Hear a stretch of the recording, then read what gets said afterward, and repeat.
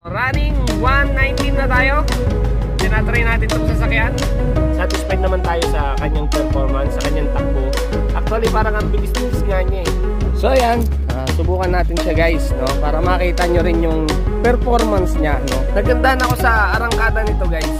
Ang lakas umatak nito guys. Ang lakas umarangkada, no? Hirap siya. So ito, testingin natin dito.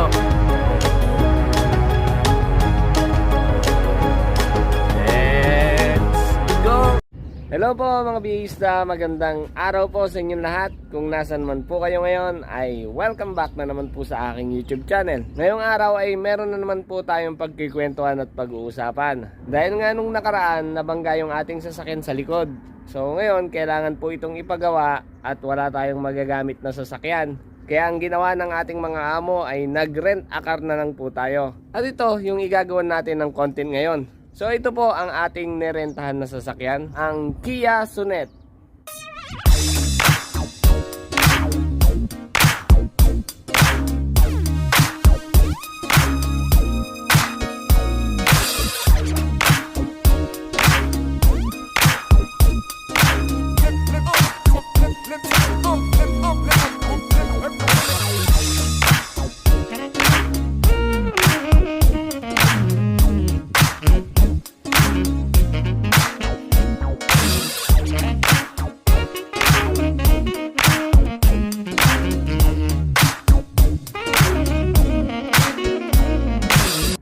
So ito siya guys, kabubukas ko lang ng hood ng kanyang makina. Yan, napaka-alikabok dahil galing to sa pinagkuhanan nating rent a car company. So hindi ako pamilyar sa sasakyan na to. Sa tingin ko wala siya sa Pilipinas dahil nag-valley tayo sa Shangri-La dati. Hindi naman tayo nakakikita ng ganitong sasakyan, no? Kia Sonet. So hindi ko lang alam kung meron nito sa Pinas o wala ba talaga. At kagabi, nasubukan natin tong iuwi papunta rito sa probinsya, no? At satisfied naman tayo sa kanyang performance, sa kanyang takbo. Actually, parang ang bilis-bilis nga niya eh, no? Parang ibang klase siya manakbo. Kaya ito, tinitignan ko yung makina niya. Sa liit ng sasakyan na to, no? Ito yung nakita ko sa makina niya. Parang napakalaki, no? Parang ibang klase yung makina niya. Hindi tulad sa gamit nating Suzuki Ertiga. So ayun, parang konti yung space niya, no? Hindi tulad sa Ertiga parang ang luwag pa, no? Dito talagang parang punong-puno yung harapan eh, no? Pati baterya napakalaki. Makina, malaki tignan. Tapos meron pa to 16B, ano yan? 16 valve. Sinearch ko naman to sa Google at meron daw siyang 1.5 liters na makina. So ayan, subukan natin siya guys, no? Para makita nyo rin yung performance niya, no? Kung gaano ba siya kaganda. Ayan. Oh, hindi siya kiles, so may susi siya.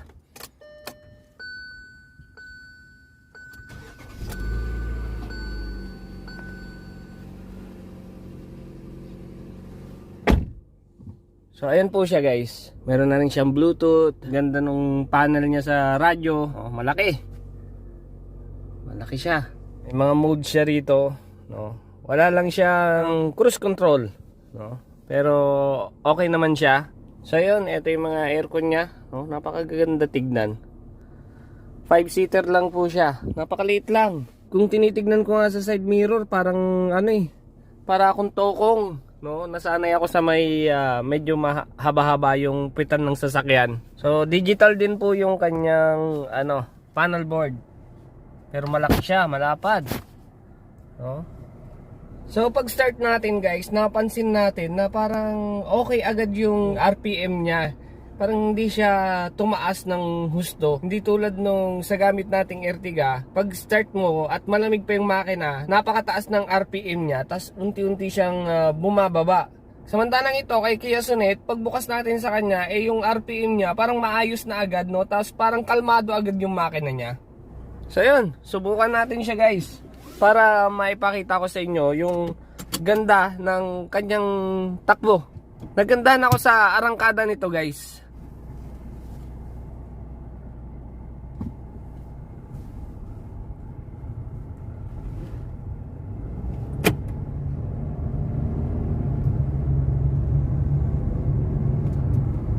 Grabe, ang lakas sumatak nito guys. Ang lakas umarangkada. Ayan o. Subukan natin yan sa freeway, yung arangkada niya. Parang todo bigay oh. Pag arangkada pa lang parang todo bigay na. Ramdam mo yung kakaibang arangkada niya, no? Kasi nasanay tayo kay Suzuki Ertiga. Gaya nga ng sabi ko sa inyo, si Ertiga wala siyang arangkada, no? Hirap siya. So ito, testingin natin dito. Let's go!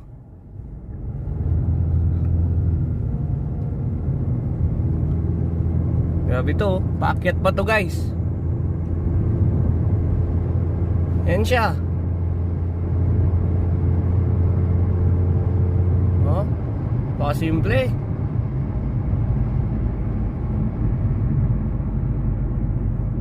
Ibang klase rin siya manakbo guys, no? Napaka solid din.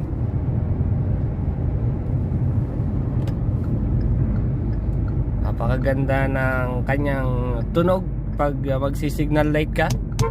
Busina, ang ganda rin, no? Malakas yung busina niya. Woohoo! Sarap po. Kaalis lang natin sa traffic light, ganito na agad yung tinakbo niya. 90. Eto guys, papakita ko sa inyo yung biyahe namin kagabi papunta rito sa probinsya. So ito na guys, papunta na tayo sa probinsya ng Alhasa, no? Running 119 na tayo. Tinatry natin tong sasakyan, no? 120. Nag-warning na siya. So ayun guys, ayos din siya manakbo, no? Yung nga lang parang hindi mo mabalanse yung speed niya. Aangat at bababa, no? Maya maya umaangat, maya maya bumababa. So ayun, biyahe na muna tayo. So ito guys, umikot lang tayo para maipakita sa inyo yung performance nitong Kia Sonet, no? Kung gaano ba siya kaganda, gaano ba kaayos manakbo, no? So ayun guys, dahil nga maliit tong sasakyan na to, kagabi nag-iisip ako kung kumusta ba siya sa mga highway, no? Lalo na yung maluluwag na highway at marami kang makakasabayan na truck na malalaki, coaching mabibilis, no? At iniisip ko yung uga niya habang nasa daan kasi nga maliit siya. Iniisip ko baka magalaw siya o mahawi-hawi lang tayo dyan sa highway, no? Pero base sa experience ko kagabi, maayos naman yung naging biyahe namin ni Mrs. Tapos hindi siya masyadong magalaw. At pakiramdam ko parang napakabigat nitong sasakyan kagabi, no? Parang hindi siya basta-basta aalog kahit may mga kasabay kang mga malalaking truck. Tapos nakita natin kagabi, no? Malalapad pala yung gulong nitong Kia Sonet, no? Kahit napakaliit niyang sasakyan, yung gulong naman bawing-bawi. Parang pang malalaking SUV yung kanyang gulong. So ito, pakita natin sa inyo. So ayan po yung kanyang gulong, no? Nalapad kumpara doon sa gamit nating Suzuki Ertiga. At ayun, syempre kung merong maganda sa kanya, syempre meron din pangit, no? Walang sasakyan na puro ganda lang, no? Meron at merong pangit sa kanya. Kaya sabihin natin kung ano yung hindi ko gusto sa kanya. Unang-una, yung upuan, no? Nakaangat siya masyado, no? Parang nakahiga ka na. Although sa katagalan, no, naging maayos naman ako. Nasanay naman yung likod ko, pero hindi ko pa rin siya gusto. For me, ha? Para sa akin lang. Pangalawa, hindi ko gusto sa kanya yung digital panel niya, guys. Ang hirap niyang tansyahin, no? Dahil nga wala siyang cruise control, angat baba ako ng silinyador. Dahil dito sa Saudi Arabia, lagi kami nasa speed limit. Kung 120, 120 yung takbo namin. Kung 110, 110 lang yung takbo namin. At dahil doon, nahirapan ako magbalanse sa kanya. Kagabi, konting apa ko lang sa kanya, humihigit siya ng 120 at yun yung pinaka problema ko dahil napakaraming camera dito sa bansa ng Saudi Arabia. Konting pagkakamali mo lang, may picture ka kaagad at may violation ka na agad. Ikatlo, guys, na ayaw ko sa kanya, napakaliit niya, no?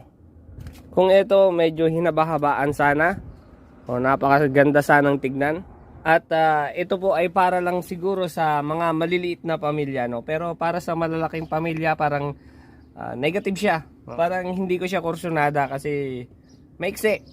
Kaya nga yung amo ko kahapon sabi niya, maiksi. No, nagulat din siya kasi ini-expect niya medyo mahaba-haba yung sasakyan dahil nga dalawa yung anak niya. Tapos kasama ko pa yung misis ko. Tapos yung asawa pa niya, no? Parang siksikan na rito. So ayun, yun lang naman po yung hindi ko nagustuhan sa kanya.